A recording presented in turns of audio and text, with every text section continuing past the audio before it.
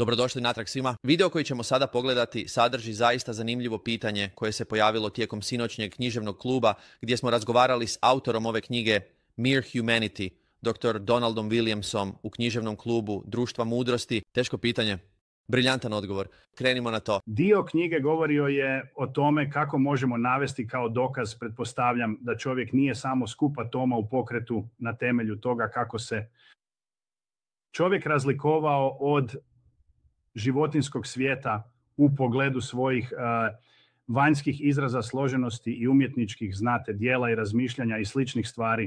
Mm-hmm. I mislim da mi je osobno sve teže i teže raspravljati samo iz te glavne perspektive zbog činjenice da će vam znanstvenici reći kako se čovječanstvo vraća na uvođenje prefrontalnog korteksa, što je bilo kao da ste dobili nadogradnju hardvera. Mm-hmm. I to je pomalo kao izum računalnog čipa, znate. Mogli smo raditi samo određenu količinu matematike prije nego što bi ljudska ograničenja došla do izražaja, ali sada, znate, možete imati trilijune izračuna u minuti. I tako je to bio je to skok naprijed u evolucijskom umu u smislu skupa sposobnosti koji je uveden u jednu vrstu. I onda naravno ta je vrsta započela s vrlo malim, nerazvijenim prefrontalnim korteksom, a tijekom milijuna godina i međusobnog križanja stare vrste koje su sada bile manje kognitivno sposobne izumirale bi i ustupale mjesto novim vrstama koje su u kraku kroz križanje s mnogo složenijom i sposobnijom ljudskom vrstom postajale sposobne za više umjetničkog i racionalnog razmišljanja i slične stvari. I naravno vidimo recimo sva ta istraživanja DNK i genoma koja pokazuju različite DNK obrasce međusobnog križanja i sličnih stvari kroz različite vrste za koje tvrde da su bile. Teže je zauzeti takav pristup, osobito s onima koji su više znanstveno orijentirani, pretpostavljam. Mislim da je ono gdje su mi ti argumenti zapravo počeli imati smisla ili su mi počeli imati smisla na mom putu bilo to da su složenost i red u svemiru dokaz inteligencije. To mi je imalo više smisla sa znanstvenog stajališta jer imam nekako taj znanstveni način razmišljanja. Mm-hmm. I kad pogledaš djelo nebesa i znaš, to je kao kad uđeš u neku sobu, recimo ja imam 7 djece i ako sada uđem u sobu svog djeteta, mogu ti garantirati da je kod mojih malih sve je u neredu. Ali ako bih ušao tamo i odjednom je sve čisto, ne bih rekao da je to bio čin slučajnosti. Rekao bih da je to rezultat inteligencije, kao kad mama uđe i pospremi. Isto je i s planetima. Mi unosimo red u prirodno, neuređeno okruženje. To je dokaz da su ljudi bili tamo. I isto tako najkići je red u prilično kaotičnom svemiru, kretanje planeta i sve što je uređeno također je na neki način dokaz. Ta složenost i red su za mene dokaz više inteligencije.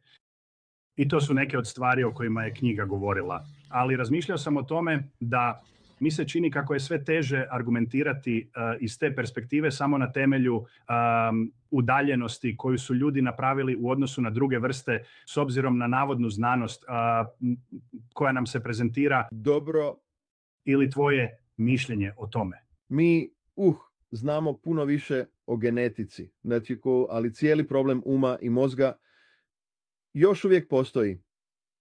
Znaš, i oni pokušavaju govoriti o umu kao emergentnoj funkciji fizičkog mozga. I koliko ja najbolje razumijem, emergentno je kao čarobni štapić koji možeš zamahnuti iznad materijalnog mozga kako bi ga odjednom pretvorio u um. Mm-hmm. Roger Penrose je prije nekoliko desetljeća napisao vrlo zanimljivu knjigu pod nazivom Carstvo novog uma. I on tvrdi da je matematički nemoguće da bilo koji isključivo fizički računalni program i može reproducirati pravo ljudsko razmišljanje. Nažalost, ne znam dovoljno matematike da bih znao je li njegov argument valjan ili ne. Ali ta mi je knjiga stvarno zanimljiva jer, znaš, i ti ljudi koji ne razumiju lingvistiku, mijenjati jezik, ne razumiju razliku između ljudskog jezika i najsloženijih oblika životinjske komunikacije. Znate, bio je jedno pleme majmuna koje je proučavano, o kojem sam jednom čitao. Oni su otkrili da ti majmuni imaju vokabular od otprilike 60 neću to nazvati riječima, 60 zvukova. To je imalo značenje u umu majmuna. Znate, kao opasnost, hrana, ja ću tebi skidat krpelje ako ti skidaš meni. Ali ne bi bilo važno da su imali 600 ili 6000. I dalje to ne bi bio jezik. Jer nijedan majmun nikada nije spojio te zvukove u novu kombinaciju. I kako bi izrazio novu ideju koja nikada prije nije postojala u umu majmuna. I nijedan majmun nikada nije smislio novu kombinaciju da izrazi na. A ljudi to rade stalno, bez ikakvog napora. Vjerojatno sam upravo u toj posljednjoj rečenici koju sam izrekao, vjerojatno dao vam niz riječi koje nikada. Prije niste vidjeli spojene baš u tom obliku. I vi ste to bez napora razumjeli. Znate, to je kao... Nema rublja dijamanta. Kreativnost koja uzima osnove komunikacije i pretvara ih u sintaksu i jezik. I ono što to čini umu, nisam uvjeren, da znate, još jedna vijuga u mozgu ili još jedan dodatak ćeonom korteksu je dovoljan da nas dovede do toga. To je još uvijek ogroman jaz. A jezik nam je toliko prirodan da ni ne razmišljamo o tome kakvo je to čudo i ne koristim tu riječ olako. Znate, kako kaže Chesterton, umjetnost je potpis čovjeka.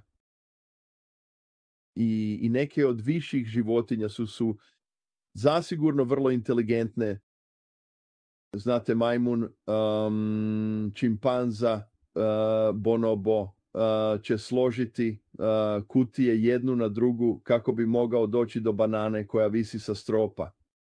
To je inteligencija i rješavanje problema. On neće složiti te kutije u simetričan uzorak, od kojeg nema nikakve koristi, samo da bi mogao sjesti i promatrati ga. Mislim, to je jedna od karakteristika, ljudske umjetnosti, da joj ne treba pragmatično opravdanje. Ona se obraća nečemu u nama što nadilazi našu potrebu za fizičkim preživljavanjem. I nisam svjestan da je to ikada pokazano kod životinjskih vrsta. Znate mu ptičji pjev. Postaje pjesma tek kad prođe kroz ljudski mozak. Za pticu ona samo govori, ovo je moje drvo, nađi si svoje. Znaš. I dakle, da, mislim da taj argument još uvijek treba iznijeti, ali također mislim da je i taj drugi slučaj koji opisujete apsolutno prisutan i jednostavno je predivan. Razumljivost svemira i jedna je od velikih misterija. U redu. Zašto svemir ima smisla i zašto ima smisla našem umu? Zašto možemo koristiti matematiku ako je svemir samo rezultat slučajnosti? Zašto je matematika sposobna opisati ga i izražavati njegove zakone? Matematika je stvar uma, nije stvar kao takva. Dakle, morao je postojati Einstein je rekao, ne mogu zamisliti da sam ja prvi koji razmišlja ove misli o svemiru. To su misli koje odgovaraju načinu na koji svemir funkcionira, što upućuje na nešto poput uma, koji stoji iza načina na koji sve to djeluje. Dakle, da, shvatljivost svemira, nešto je što bi nas apsolutno trebalo oboriti s nogu i pretvoriti nas u drhtavu želatinu.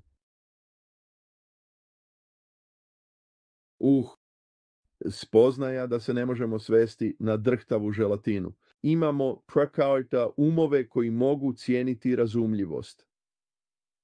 A ta razumljivost postoji, znate, da bi bila cijenjena. I to vam mislim da teizam zasigurno daje objašnjenje kako je to moguće bolje nego alternative. Alternative ne objašnjavaju ništa.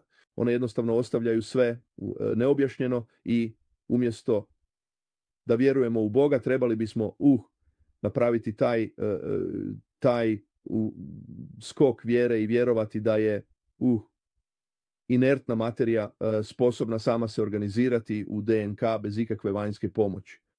Mm-hmm. I zanimljivo je, znaš, imaš ljude koji to proučavaju, koje kosa i neki od njih izvode zaključke koje opisuješ. Dobro, sada znamo više o genomu i tako možemo opisati kako su ti putevi za koje mislimo da su doveli do evolucije i tako dalje.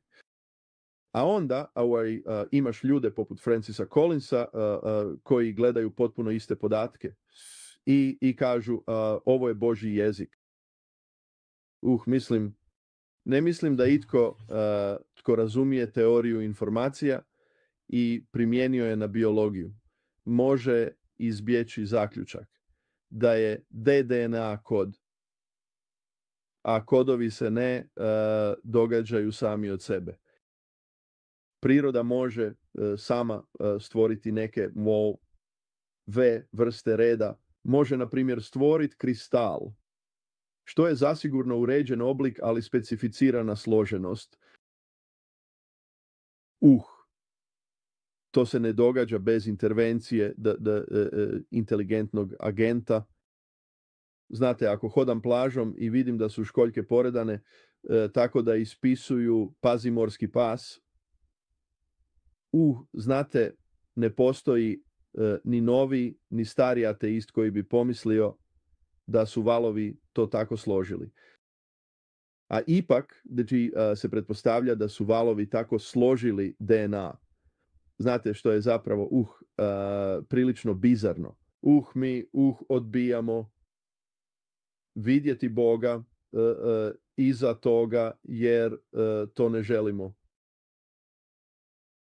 Mm-hmm. I to je zapravo suština. To je suština. Hvala.